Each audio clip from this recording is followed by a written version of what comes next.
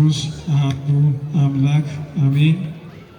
ክቡር አባታችን መላከ ሰላም መምህር ቃለ ጽድቅ መኮንን የደብራችን ዋና አስተዳዳሪ፣ ክቡር መላከ ሰላም ቃለ ጽድቅ ከፍ ያለው፣ እንደዚሁም ክቡር አባታችን ሊቀ መዘምራን መምህር ላይኩን ደሴ የደብራችን ዋና ጸሐፊ፣ ክቡር መጋቤ ሐዲስ መምህር ምህረተአብ የደብራችን ስብከተ ወንጌል ኃላፊ፣ ሌሊቱን በምስጋና ያደራችሁ ሊቃውንተ ቤተ ክርስቲያን፣ አባቶች ካህናት፣ ወንድሞች ዲያቆናት፣ መዘምራን፣ በዚህ ቅዱስ ስለተገኛችሁ አባቶች፣ እናቶች፣ ወንድሞችና እህቶች እንዲሁም ሕፃናት በልዑል እግዚአብሔር አምላካችን ስም እንደምን አደራችሁ? ድምፃችሁን ከፍ አድርጉት። እንደምን አደራችሁ? እንደምን አረፈዳችሁ? አሜን። ዕለታትና ዓመታት የማይዋሰኑት ዘመን የማይቆጠርለት የዘመናት ባለቤት ዘመናትን በዘመን እያደሰ ፍጥረታትን በዝናብ አብቅሎ በፀሐይ አብስሎ የሚመግብ ልዑል እግዚአብሔር አምላካችን ትላንትና ከሰው ተደብቀን ጨለማ ለብሰን የሰራነውን የልባችንን ተንኮል የኃጢአታችንን ብዛት ሳይመለከት በቸርነቱና በይቅርታው በጊዜያችን ለጊዜ በዕድሜያችን ለዕድሜ ጨምሮ ለዚህ ዕለት ለዚህ ሰዓት አድርሶ በዚህ ቅዱስ ሥርዓት ተገኝተን እንድንቀደስ ቃሉን እንድንሰማ በቃል ኪዳኑ ታቦት ፊት ቆመን እንድንዘምር የረዳን የመረጠን የቅዱሳን አምላክ ልዑል እግዚአብሔር ስሙ ዛሬም ዘወትርም የተመሰገነ ይሁን። እንኳን ለእመቤታችን ለቅድስት ድንግል ማርያም ዓመታዊ በዓል በሰላም አደረሳችሁ። ያደረሰን እግዚአብሔርን አመስግኑት። ቀደሰ ማኅደሮ ልዑል፣ ልዑል ማደሪያውን ቀደሰ በሚል ኃይለ ቃል ተነስተን እግዚአብሔር እንደወደደ እግዚአብሔር እንደፈቀደ እንማማራለን። እግዚአብሔር አምላካችን በመካከላችን ተገኝቶ የራቀውን አቅርቦ የረቀቀውን አጉልቶ የተሰወረውን ገልጦ እንዲያስተምረን የማን መልካም ፈቃድ ይሁንልን? የማን ይሁንልን? ማን ይፍቀድልን? እግዚአብሔር አምላካችን መልካም ፈቃዱ ይሁንልን። ይህንን ኃይለ ቃል መነሻ አድርገን እንማማራለን። ልዑል ማደሪያውን ቀደሰ ይላል። ሁላችንም ድምፃችንን ከፍ አድርገን እንለዋለን። ልዑል በል። ልዑል ማደሪያውን ቀደሰ። ይህንን ኃይለ ቃል የተናገረው የእግዚአብሔር ቅዱስ ዳዊት ነው። በመዝሙረ ዳዊት መዝሙር 45 ቁጥር 4 ላይ የምናገኘው ኃይለ ቃል ነው። ዛሬ በቅዳሴው መካከል ዲያቆናቱ በዝማሬ እንዲያመሰግኑበት ከዕለቱ በዓል ጋር አስማምተው ሊቃውንተ ቤተ ክርስቲያን ያስቀመጡልን የመጽሐፍ ቅዱስ ክፍል ነው። ስለዚህ በዚህ መነሻ እንማማራለን። ኃይለ ቃሉን ስንመለከት ልዑል ማደሪያውን ቀደሰ ይላል። ልዑል የተባለ እግዚአብሔር ነው። የጌቶች ጌታ የንጉሶች ንጉሥ ልዑል እግዚአብሔር ነውና እግዚአብሔር ደግሞ የትኛውን ማደሪያ ቀደሰ ብለን እናያለን። ልዑል ማደሪያውን ቀደሰ ስንል እንግዲህ የእግዚአብሔር ማደሪያ አለው ወይ ወይም እግዚአብሔር ማደሪያ አለው ወይ ስንል እግዚአብሔር የሚወስነው ማደሪያ የለውም። አይኑ ቤተ ዘታንጹ ቤተ በስሜ ሰማይኒ መንበሬ ወምድርኒ መከደገሬ ይላል። እነሆ ለእኔ ምን አይነት ማደሪያ ምን አይነት ቤት ትሰሩልኛላችሁ? ሰማይ መንበሬ፣ ምድር ደግሞ የእግር መረገጫዬ ነው ይላል። ሆኖም ደግሞ እግዚአብሔር ቅዱስ ዳዊት ሲናገር ልዑል ማደሪያውን ቀደሰ ብሎናል። እንግዲህ እግዚአብሔርን የሚወስነው አንዳች የለም። በሰማይ ሰማይ መንበሩ ነው፣ ምድርም የእግሩ መረገጫ ናት። ነገር ግን እግዚአብሔር የትኛውን ማደሪያ ነው ታዲያ የቀደሰው ስንል እንግዲህ የእርሱ ማደሪያ የምንላቸው አሉ። ምናልባት ልዑል ማደሪያውን ቀደሰ ይለናልና የተቀደሰ ማደሪያ አለ፣ ዳግመኛ መቀደስ የማያስፈልገው እንደዚሁ ተቀድሶ የነበረ ማደሪያ ኋላ የረከሰ ኋላ መልሶ የተቀደሰ ማደሪያ አለ። እንደዚሁም ደግሞ ለዘላለም የማይቀደስ ቦታ አለ ማለት ነው። ልዑል ማደሪያውን ቀደሰ ስንል እግዚአብሔር ማደሪያ የእግዚአብሔር ማደሪያ የምንላቸው እንግዲህ በዚህ ዓለም ላይ ምናልባት በሶስት ልናየው እንችላለን። እንዳጠቃላይ ግን የእግዚአብሔር ማደሪያ ስንል ሰማያት የእግዚአብሔር ማደሪያዎች ናቸው። ሰማያት ስንል ደግሞ መላእክትን ያጠቃልላል። መላእክት ስናያቸው የእግዚአብሔር ማደሪያ የእግዚአብሔር መገለጫዎች ናቸው። እያንዳንዱ መልአክ የእግዚአብሔርን ስም የተሸከመ ነው። ገብርኤል ስንል ሚካኤል ስንል እያንዳንዱ ኤል የሚለውን ኃይለ ቃል ስናይ የእግዚአብሔር ስም ነው። ስለዚህ ቅዱሳን መላእክት የስሙ መገለጫዎችም የስሙ ማደሪያዎችም ናቸው። እግዚአብሔርም ስራውን የሚሰራባቸው ለዘላለም የተቀደሱ የማይረክሱ ንስሐ የማያስፈልጋቸው ዕለት ዕለት የሚያመሰግኑ ምስጋና የማያቋርጡ ዕለት ዕለት በሚያመሰግኑት ምስጋናም ደግሞ ጸጋ ክብር የሚጨመርላቸው ርኩሰት ኃጢአት በእነሱ ዘንድ የሌለ ነገር ግን ሁልጊዜ የሚያመሰግኑ ቅዱሳን የእግዚአብሔር ማደሪያዎች ቅዱሳን መላእክት አሉ። እንደዚሁ ሰማያት ስንል እንግዲህ ጽርሐ አርያምን ሰማይ ሁሉ መንበረ መንግስትን እነዚህ መላእክት ከተሞችን ስናይ የእግዚአብሔር ማደሪያዎች ናቸው፣ ብርሃናውያን ናቸው። እነዚህ ምስጋና ቦታዎች ናቸው። ወደዚህ ዓለም ስንመጣ ደግሞ የእግዚአብሔር ማደሪያ የሚባለው እንግዲህ ራሱ አለ። የሰው ልጅ አንዱ የእግዚአብሔር ማደሪያ ነው። የማን ማደሪያ ነው? የማን ማደሪያ ነው? እግዚአብሔር ለማደሪያው ቀድሶ ፈጥሮታል። እግዚአብሔር አክብሮ ፈጥሮታል። እግዚአብሔር ንጹሕ አድርጎ ፈጥሮታል። እግዚአብሔር የምስጋና ማደሪያ አድርጎ ፈጥሮታል። እግዚአብሔር ንጹሕ ቅዱስ አድርጎ ፈጥሮታል የሰው ልጅ። ነገር ግን የሰው ልጅ በኃጢአቱ ምክንያት ፈርሷል፣ ረክሷል። ይህንን ስንመለከት እግዚአብሔር ቅዱስ ነው። እግዚአብሔር ቅዱስ ነው ስንል እግዚአብሔር በባህሪው ቅዱስ ነው። ቅድስናው ተወዳዳሪ የሌለው፣ ቅድስናው ተፎካካሪ የሌለው፣ ቅድስናው የባህሪ የሆነ እግዚአብሔር ቅዱስ ነው ስንል እግዚአብሔር ንጹሕ ነው ማለታችን። በነገራችን ላይ ቅዱስ የሚለውን ኃይለ ቃል ስናይ ቀደሰ፣ አከበረ፣ አነጻ፣ ለየ የሚል አጸና የሚል ኃይለ ትርጉም አለ። ስለዚህ እግዚአብሔር ቅዱስ ነው ስንል እግዚአብሔር ክቡር ነው፣ ክብር የባህሪ ገንዘቡ ነው። እግዚአብሔር ቅዱስ ነው ስንል እግዚአብሔር ጽኑ ነው፣ የማይለወጥ ትላንትና ያለ ዛሬም ያለ ወደፊትም የሚኖር መንግስቱ ለዘላለም የሆነ ጽኑ እግዚአብሔር ነው። እግዚአብሔር ልዩ ነው። እግዚአብሔር ቅዱስ ነው ስንል እግዚአብሔር ልዩ ነው ማለታችን ነው። ልዩነቱ ደግሞ በሐሰት የማይመለክ እውነተኛ አምላክ ነው። እግዚአብሔር ንጹሕ ነው። እንደ ሰው ኃጢአት የሚስማማው አይደለም። እግዚአብሔር ንጹሕ ባህሪ ነው። ንጽህና የቅድስና ባህሪው ነው። ንጽህና የባህሪ ገንዘቡ ነው። ስለዚህ እግዚአብሔር ቅዱስ ነው የምንለው ለዚህ ነው። ስለዚህ እግዚአብሔር ቅዱስ ነውና ቅዱሱ እግዚአብሔር የሚያድርበት ደግሞ መቀደስ ስላለበት ራሱ እግዚአብሔር ይቀድሰዋል። ስለዚህ ሰው በቅድስና ተፈጥሯል። ቅዱስ ሆኖ ተፈጥሯል። ንጹሕ ሆኖ ተፈጥሯል። ለምስጋና ተፈጥሯል። በገነት እንዲኖርም ተፈቅዶለታል። እግዚአብሔርን እያመሰገነ ተፈቅዶታል። ሆኖም ግን የእግዚአብሔርን ትእዛዝ ስላፈረሰ ኃጢአትን ስለሰራ ወይም ደግሞ ዕፀ በለስን ስለበላ ያን ጊዜ ያ ቅዱስ ሰውነት ያ የእግዚአብሔር ማደሪያ የነበረ ሰውነት ያ የእግዚአብሔር መገለጫ የነበረ ያ የእግዚአብሔር ጸጋ የማይለየው ያ የእግዚአብሔር ማደሪያ የነበረው የሰው ልጅ ሰውነት በኃጢአት ምክንያት ረከሰ፣ ከገነት ወጣ፣ ወደዚህ ዓለም ወደ ምድረ ፋይድ ወረደ። ይህ ዓለም ምድረ ፋይድ ይባላል። ምን አልኳቸው? ምድረ ፋይድ ይባላል።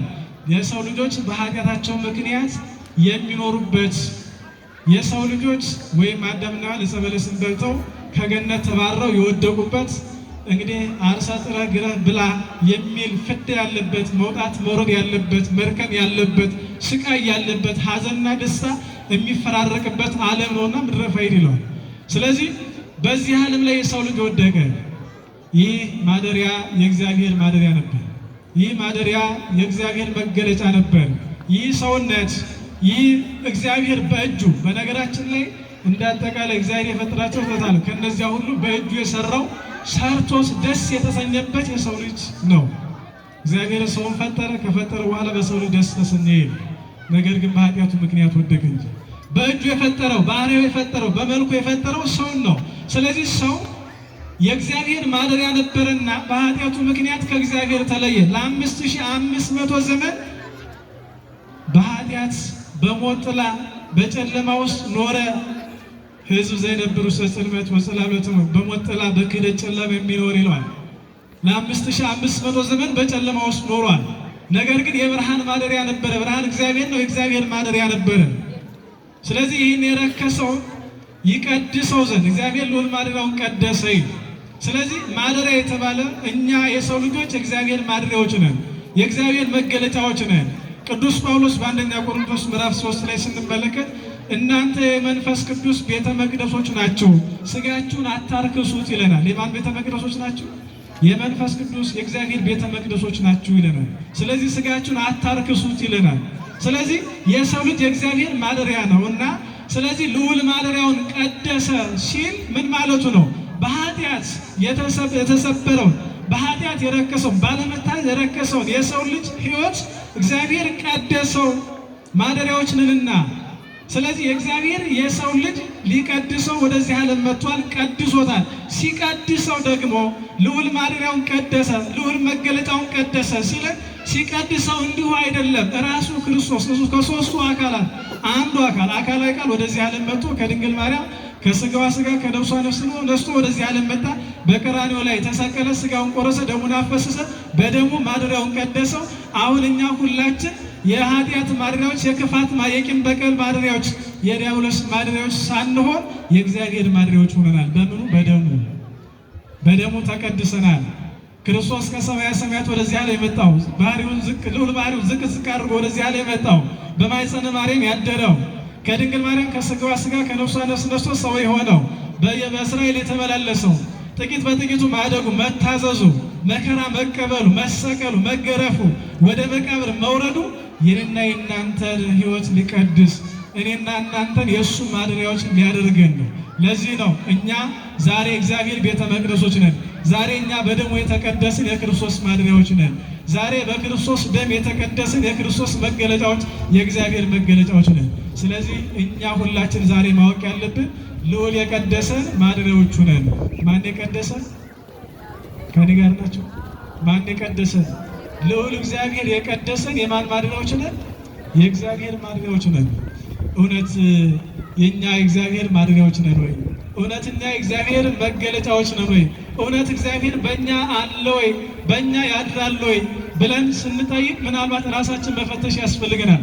በዚህ በዮሐንስ ወንጌል ምዕራፍ 14 ላይ ስትመለከቱ የሚወደኝ ቢኖር ቃሌን ይሰማል፣ እኔም እወደዋለሁ፣ አባቴም ይወደዋል፣ እኔም አባቴም ወደ እርሱ እንመጣለን፣ በእርሱ ዘንድም ማደሪያ እናደርጋለን ይላል። በማለት ዘንድ በእርሱ ዘንድ ቃሌን የሚወደኝ ቢኖር ምንን ይሰማል? ቃሌን ይሰማል። እኔና አባቴ ወደ እርሱ እንመጣለን፣ በእርሱ ዘንድም እናድራለን፣ ወይም በእሱ ላይ እናድራለን ይላል። ስለዚህ የእግዚአብሔር ቤተ መቅደሶች ነው ወይ ካልን እኛ ቃሉን መጠበቅ መኖር ያስፈልገናል ማለት። እንዲሁ በክርስትና ስም የምንመላለስ ከሆነ ማደሪያዎቹ ነው። ቃሌን የሚጠብቅ ቢኖር የሚወደኝ ቢኖር ቃሌን ይጠብቃል፣ እኔ አባቴም ይወደዋል፣ እኔም አባቴም ወደ እሱ እንመጣለን፣ በእርሱ ላይ እናድራለን። እኛ ቃሉን ጠብቀናል። የእግዚአብሔር ማደሪያ ለመሆን ቃሉን መጠበቅ ያስፈልጋል። አብ ወልድ መንፈስ ቅዱስ በእኛ ላይ እንዲያድሩ ምን ማለት? የእግዚአብሔርን ቃል መጠበቅ፣ እግዚአብሔርን መውደድ ያስፈልጋል። ያን ስናደርግ ነው እግዚአብሔርን ወደ እኛ የሚመጣው፣ በእኛ ዘንድም ማደሪያ የሚያደርገው። በእኛ ዘንድ ማደሪያ ካደረገ ደግሞ እኛ የእግዚአብሔር መገለጫዎች። የእግዚአብሔር ማደሪያ እግዚአብሔር ያደረበት፣ እግዚአብሔር ያልተለየው ምልክት አለው የራሱ የሆነ። ምልክቱ ምንድን ነው ስንል እግዚአብሔር ያደረበት ሲጣላ ሳይሆን ሲታረቅ፣ ሲያስታርቅ እናያለን። እግዚአብሔር ያደረበት የእግዚአብሔር ጸጋ ያልተለየው ምን ያደርጋል ስንል እግዚአብሔር ያደረበት የራሱ የሆነ መገለጫ አለ። እግዚአብሔር ያደረበት ቤቱ ለእግዚአብሔር ክፍት ነው። እግዚአብሔር ያደረበት ልቡ ለእግዚአብሔር ቃል ክፍት ነው። እግዚአብሔር ያደረበት እርሱ የመንፈስ ቅዱስ ማደሪያ የሆነ እርሱ ሰላማዊ ነው። ለሰው ልጆች ፍቅር ይሰጣል። ለሰው ልጅ ሰላምን ይሰጣል። ለሰው እንደ እግዚአብሔር ቅዱስ ዳዊትም ለዚህ ነው በመዓልትም በሌሊትም የእግዚአብሔር ሕግ የሚያስብ ይለዋል እኮ። ስለዚህ ከኛ የሚጠበቀው እግዚአብሔር ማደሪያዎቹ እንድንሆን፣ እሱ ቀድሶናል፣ እሱ አክብሮናል፣ እርሱ የእርሱ ማደሪያ አድርጎናል እና የእርሱ ማደሪያ አድርጎን እኛ ደግሞ አይሆንም በእኛ ዘንድ አትምጣ ብለን በሩን ከዘጋን ወደ እኛ ይመጣል። የልባችን በር ከዘጋን፣ በኃጢአት ከዘጋ ነው፣ በክፋት ከዘጋ ነው፣ በተንኮል ከዘጋ ነው፣ በርኩሰት ከዘጋ ነው እግዚአብሔር ወደ እኛ ይመጣል። በእኛ ላይም አያድርም፣ በእኛ ላይም አድሮ ክብሩን አይገልጥም። ነገር ግን ልባችንን ከከፈት ነው፣ የልባችንን በር ከፍተን ወደ እኛ እንዲመጣ ካደረግነው እርሱ ወደ እኛ ይመጣል። ማንም ሰው በሩን የሚከፍትልኝ ብሎ ወደ እርሱ እመጣለሁ፣ ወደ እሱ እገባለሁ፣ ከእርሱ ጋር እራት እበላለሁ። በዮሐንስ ራዕይ ምዕራፍ 3 ቁጥር 20 ላይ ስትመለከቱ በሩን የሚከፍትልኝ ሰው ቢኖር ወደ እርሱ እገባለሁ፣ ከእርሱ ጋር እራት እበላለሁ ነው ያለው። ስለዚህ የልባችንን በር ከከፈት ነው እርሱ እግዚአብሔር ወደ እኛ ይመጣል። ከኛ የሚጠበቀው የልባችንን በር በንስሐ መክፈት ነው። ስለዚህ የሰው ልጅ የእግዚአብሔር ማደሪያ ነው። ሌላው የእግዚአብሔር ማደሪያ የምንላት የሁላችን እናት ይህንን ዓለም እንዲቀደስ ምክንያት የሆነች ለአምላክ ሰው መሆን ለሰው አምላክ ምክንያት የሆነች ለዓለሙ ሁሉ የአዳምን ዘር ሁሉ በንጽህና በቅድስና ወክላ የተገኘች እግዚአብሔር አብ በልዕልና ሆኖ ወደዚህ ዓለም ሲመለከት ከእሷ በቀር በንጽህና በቅድስና ያላገኘ እርሷ ብቻ የሆነች እናታችን ቅድስተ ቅዱሳን ንጽሕተ ንጹሐን ድንግል ማርያም ናት። ቅድስት ድንግል ማርያም የእግዚአብሔር ማደሪያው ነች። ማደሪያው ትባላለች። ለምን ስንል በሌላው ላይ ሲያድር እና በድንግል ማርያም ሲያድር የተለያየ ነው። በእኛ ላይ በረድኤት ያድራል፣ በእኛ ላይ በጸጋ ያድራል፣ በእኛ ላይ በክብሩ ይገለጣል ያድራል። በድንግል ማርያም ግን ሲያድር ድንግል ማርያም ግን ማደሪያው ሲያደርግ ከስጋዋ ስጋ ከነፍሷ ነፍስ ነስቶ የእርሷን ባህሪ አድርጎ ወደዚህ ዓለም መምጣቱ ነው። ስለዚህ ድንግል ማርያምን ልዑል ማደሪያውን ቀደሰ። ቅዱስ ዳዊት ልዑል ማደሪያውን ቀደሰ ሲል ምን ማለቱ ነው? ድንግል ማርያምን ቀደሰ፣ ልዑል ማደሪያውን ቀደሰ። ለዘላለም ማረፊያ የሆነችውን ከስጋዋ ስጋ ከነፍሷ ነፍስ ነስቶ ሰው የሚሆንባትን ማደሪያውን ቅድስት ድንግል ማርያምን ቀደሰ፣ አነጻ፣ አከበረ፣ ለየ ይለን አጸናት ይላል። እኛም ዛሬ በውዳሴ ማርያም ላይ ስንደግም መጨረሻው ላይ እንግዲህ ሰአሊ ለነ ቅድስት እንላታለን። ቅድስት ወይ ምን እንላታለን? ለምኝልን። ቅድስት ነው ምናለት? ንጽሕት ናት፣ ቅድስት ናት፣ ንጽሕት ናት፣ ክብርት ናት፣ ልዩ ናት። ስለዚህ ድንግል ማርያም ቅድስት እንላታለን። ለምን ቅድስት እንላታለን? እርሱ ያደረባት ቀድሷታልና። እንዴት ቀደሳት ስንል ቀደሰ ማኅደሮ ልዑል ማደሪያውን ቀደሰ ብሎናልና አቀባ ጰራቅሊጦስ እንከርሰማ ወይረቁሰት እምቲኒም ዘፈጠራ ምስሩ ይስሩ የገብራ ድንግል በሊናሃ ወድንግል በስጋ መንፈስ ቅዱስ ከእናቷ ማኅፀን ጀምሮ መርገመ አዳም መርገመ ሔዋን እንዳያገኛት ምን ብሏታል? ጠብቋታል ይላል። ቀድሷታል፣ አንጽቷታል።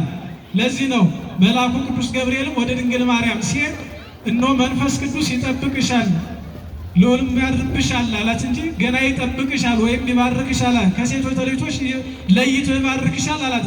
ከሴቶች ተለይቶ የተባረክሽ ነሽ ብሎ ገና ከእናቷ ማኅፀን ጀምሮ የተባረከች የተቀደሰች እንደሆነች ራሱ እግዚአብሔር ማደሪያው ተሆነው ዘንድ ከእናቷ ማኅፀን ጀምሮ መርገመ አዳም መርገመ ሔዋን እንዳያገኛት እንዳይወድቅባት እንዳያድርባት፣ ነገር ግን የእርሷ የቃል ማደሪያ ናትና ከእናቷ ማኅፀን ጀምሮ ጠብቋታል።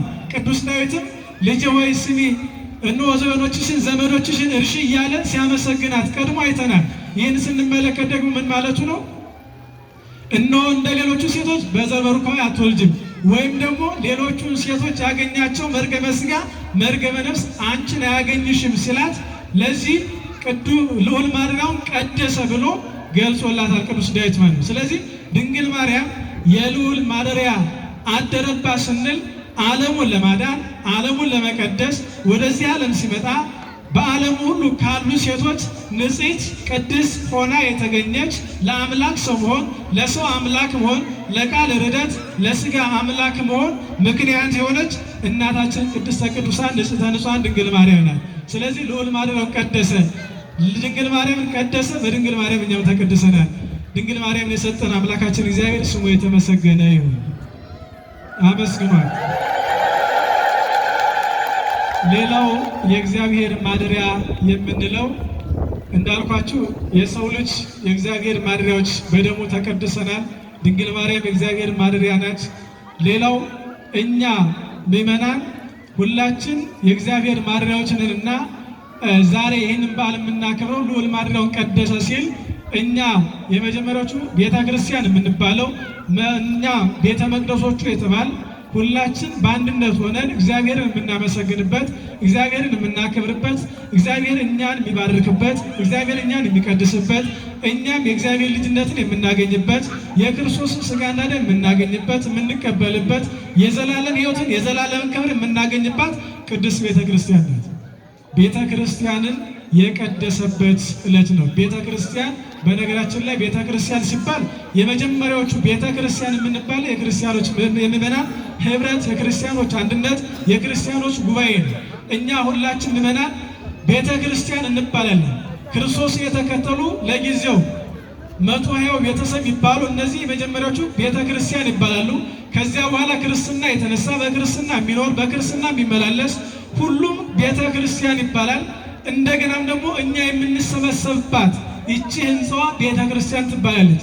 የዛሬውን በዓል ደግሞ ስንመለከት እግዚአብሔር አምላካችን በእናቱ በቅድስት ድንግል ማርያም ስም በዓለሙ ሁሉ ቤተ መቅደስ እንዲታነጽ የፈቀደበት ራሱ መሐንዲስ ራሱ ኢንጂነር ሆኖ ቤተ መቅደሱን ያንን መሰረቷን ለክቶ ለሐዋርያት ሰጥቶ በሶስት ድንጋይ መቅደስ ቅድስ ቅኔ ማህሌት ያላት ቤተ መቅደስ እንድትታነጽና በዚያ ድንግል ማርያም እንድትከብር የፈቀደበትን ዕለት ነው ዛሬ የምናከብረው። የልዑል ማደሪያ እንዳልኳችሁ ሰማያት የእግዚአብሔር ማደሪያዎች ናቸው። የሰው ልጆች እኛ ሁላችን የእግዚአብሔር ማደሪያዎች ነን። የእግዚአብሔር ማደሪያዎችን ሆነው ግን እንደ እግዚአብሔር ሕግና ሥርዓት ስንኖር ነው። ሌላዋ ድንግል ማርያም የእግዚአብሔር ማደሪያ ናት። ከዚያ ደግሞ እኛ የምንባረክባት እግዚአብሔር የሚመሰግንባት ማህሌቱ የሚቆምባት ሰዓታቱ የሚቆምባት ቅዳሴ የሚቀደስባት ሥጋው ደግሞ የሚፈተትባት ሥጋው ደግሞ ለምእመናን የሚታደልባት እግዚአብሔር ያከበራት የእግዚአብሔር ማደሪያ የምትባለው ይህች ሕንፃ ቤተክርስቲያን ነው። ሕንፃ ቤተክርስቲያን የሚያስፈልገው ግን ምእመናን ሲኖር ነው። መጀመሪያ ከሕንፃው አስቀድሞ የምእመናን ቤተክርስቲያንነት ያስፈልጋል፣ ህብረት ያስፈልጋል። ስለዚህ በዚህ ዕለት ይቺ ቤተክርስቲያን የከበረችበት ነው። ታሪኩን ስንመለከት ክርስቶስ ሐዋርያትን ወደ ዓለም ልኳቸዋል። ወደ ዓለም ሄደው ወንጌል እንዲሰብኩ በጣዖት አምልኮ የሚኖር ወደ አምልኮተ እግዚአብሔር፣ በኃጢአት የሚኖር ወደ ጽድቅ፣ በጨለማ የሚኖር ወደ ብርሃን እንዲያወጡ ሐዋርያት ወደ ዓለም ተልከዋል። ከተላኩት ቅዱስ ጳውሎስና በርናባስ እንግዲህ ወደ ፊልጵስ ሄደው ወንጌልን ሰበኩ። በጣዖት አምልኮ የነበረው ወደ አምልኮተ እግዚአብሔር አመጡ፣ ወደ ክርስትና መጡ። ወደ አምልኮተ እግዚአብሔር ካመጡ በኋላ እነዚያ ከጣዖት ቤት የመጡ ከአሕዛብ ወገን ተለይተው ወደ ሐዋርያት የመጡ ክርስትናን የተቀበሉ በወንጌል ያመኑ ክርስቶስን ያመኑ እነዚህ ከመጡ በኋላ መጨረሻ ላይ አንድ ሆነው በአንድነት ሆነው የሚጸልዩበት የሚያመሰግኑበት የእግዚአብሔርን ጸጋ የሚቀበሉበት ቤት የላቸውምና ወደ ሐዋርያት ወደ እነ ቅዱስ ጳውሎስ ሄደው ከአሕዛብ ቤት ካወጣችሁ እነርሱ ቤት አላቸው፣ እነሱ መሰብሰቢያ ያላቸው፣ እኛ ምእመናን እኛ ክርስቲያኖች ግን መሰብሰቢያ የለንም፣ እግዚአብሔርን የምናመሰግንበት የእግዚአብሔርን ጸጋ የምንቀበልበት የለንምና ስሩልን ሲሏቸው ይሄማ የእግዚአብሔር ፈቃድ ያስፈልጋል ብለው ከዚህ በኋላ ወዴት ሄዱ ስንል ወደ ሐዋርያት ሄዱ። ሐዋርያትም ሱባኤ እንዲገባ አደረጉ። እነዚያ ከአሕዛብ ወደ ክርስትና የመጡትም እንደገና ሱባኤ ያዙ።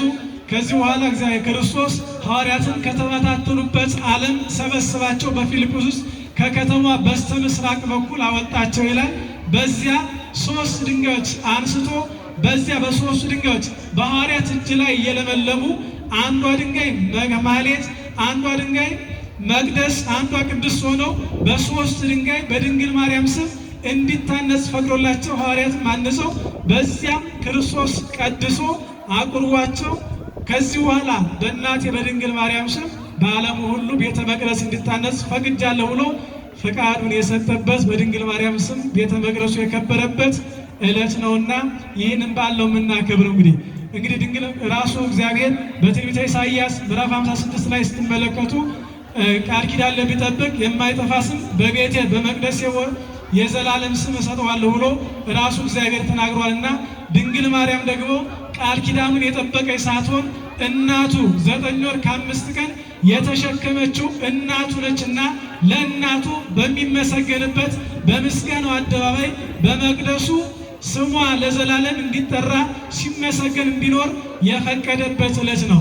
እኛም ዛሬ የምናከብረው ለድንግል ማርያም በስሟ ቤተ መቅደስ እንዲሰራ የተፈቀደበት የተሰራበት የታነጸበት ነውና እኛም ዛሬ የእኛን ቤተ መቅደስ ማክበር ማነጽ ንስሐ በመግባት ሥጋና ደም በመቀበል ማነጽ መቀደስ ያስፈልገናልና እግዚአብሔር አምላካችን ሁላችንንም የራሳችንን ሕይወት ቀድሰን እንግዲህ ዋና ሳሙናው ተሰጥቶናል። እግዚአብሔር ቀድሶናል። ዋና ሳሙናው ተሰጥቶናል። ልብስ ቆሽሿል፣ አካሌ ቆሽሿል ያለ መታጠብ ንጹህ ልብስ መልበስ ያስፈልገዋልና ሁላችንም ራሳችንን እያየን ራሳችንን እየፈተሸን ውስጣችንን እየመረመርን ንስሐ እየገባን ክርስቶስ በደሙ የቀደሰው በኃጢአት ቆሽሾ ከሆነ በበቀል ቆሽሾ ከሆነ እያጠብን እየቀደስ በሥጋው ደግሞ እየተባረክ የእግዚአብሔርን ማደሪያዎች እንድንሆን የአምላካችን የክርስቶስ መልካም ፈቃዱ ይሁንልን። ያስተማረን አምላካችን ልዑል እግዚአብሔር ስሙ የተመሰገነ ይሁን። ይቆይ። ለመምህራችን ቃለ ሕይወት ያሰማልን። እልል ብላችሁ እግዚአብሔርን አመስግኑ። ቀደሰ ማኅደረ ልዑል እግዚአብሔር ማደሪያውን ሰራ በሚል ርዕስ አስተምረውናል። እልል ብላችሁ እግዚአብሔርን አመስግኑ። ቃለ ሕይወት ያሰማልን። የአገልግሎት ዘመናቸውን ከጤንነት ጋር እግዚአብሔር አምላክ ይባርክልን። ከወዳ የተቀመጣችሁ በግራም በቀኝም ብድግ በሉ። ሁላችሁም ወደዚህ ቀረብ ቀረብ በሉ። አባቶቻችን ካህናት ሱራፌል ኪሩቤልን በመምሰል ሁላችንም በረከት እንድናገኝ ማዕጠንተ ወርቁን ይዘው እኛን እያጠኑ ከበረከቱ ለማሳተፍ እግዚአብሔር አባቶቻችንን በእድሜ በጤና ይጠብቅልን። እያጠኑን ነው። ሁላችሁም ቀረብ በሉ ወደዚህ። እግዚአብሔር ይመስገን፣ እግዚአብሔር ይመስገን፣ እግዚአብሔር ይመስገን፣ እግዚአብሔር